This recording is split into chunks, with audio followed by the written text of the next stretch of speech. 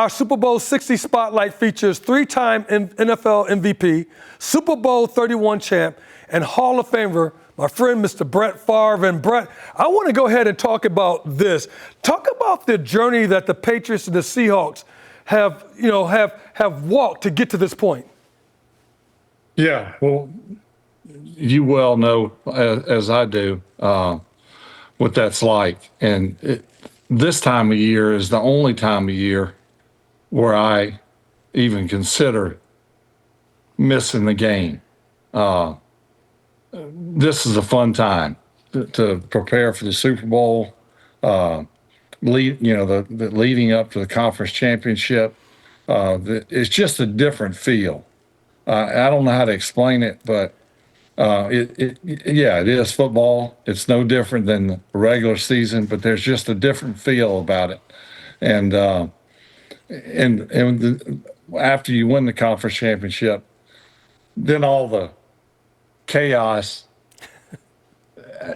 Granted, it's good chaos, but people want tickets, people want hotel rooms, getting pulled in all kinds of different directions. But it's like I said, it's a good thing.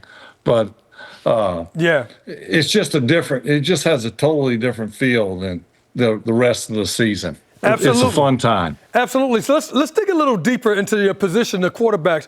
Drake May got 31 touchdowns this year. He has almost 4,400 yards, only 8 interceptions, and his QBR is 113. On the flip side, Sam Darnold, 25 TDs, 4,000 yards, roughly 14 interceptions. His QBR right at 100.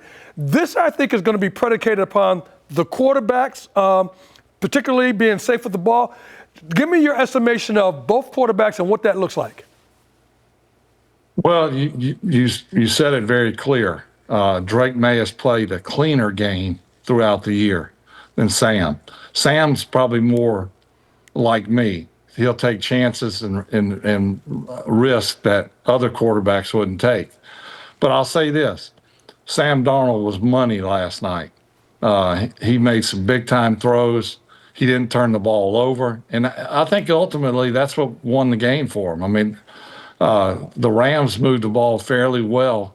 They scored pretty much, I think, every quarter. And it had that feel like whoever has the ball last is going to win. Stafford obviously has had an unbelievable year, but Sam Darnold outplayed him last night. And if Sam Darnold plays the way he played last night, if he plays that way in the Super Bowl, I don't see them being beat by the New England Patriots. So does any team have an edge? I know we always talk about, keeping the ball safe, make sure your defense shows up, no dumb penalties, things of that nature. So does any team have an edge as they move into this big Super Bowl? Well, I've heard a lot of talk about Seattle is just going to just annihilate the New England Patriots. I don't see it that way. I think Seattle's got a really good team, but so does New England. Now, no one was saying that last year when they were 4-13, but that was last year.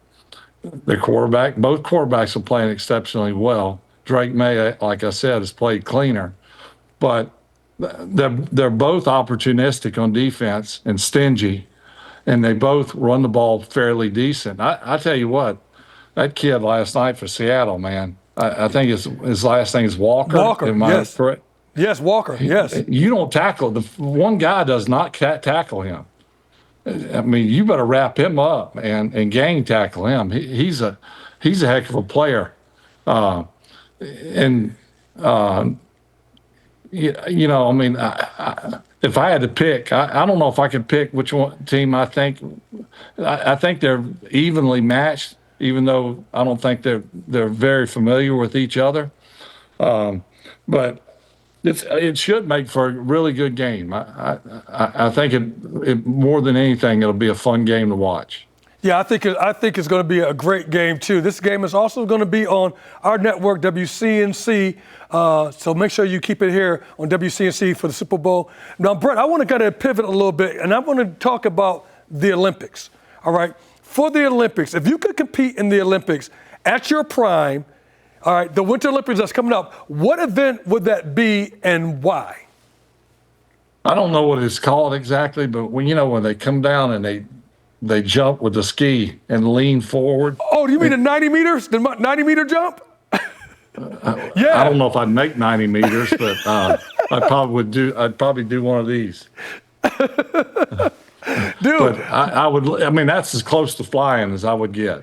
So does that gunslinger mentality, that risk-taking thing, does that come into part and play as? I'd be as you think about scared, that? Gene. I'd be scared to death. All right, and here's another last question for you. The Hall of Fame induction is going to happen towards the end of this week. And so there's a guy here in Carolina, Luke Kuechly, who's on the finalist list. I wonder what are your thoughts about Luke Kuechly? We know what we think about him here and how well he's played. But on that national stage and being a Hall of Famer, what do you think about Mr. Luke Kuechly? Well, I never played against Luke, but I think he's just a heck of a football player, or was a heck of a football player, a great leader. I think he's so deserving of it, but I don't vote. So I hope he gets it. He deserves it. He's had a heck of a career. So we'll see. Brett, thank you very much for spending some time with us, man, no doubt. And I wish you well, and looking forward to seeing you when we meet up. Okay, Gene, it's always a pleasure. All right, Brett, thank you very much, buddy. Yeah. Talk to you later, Gene. Take care, Brett. Thank you. Yeah.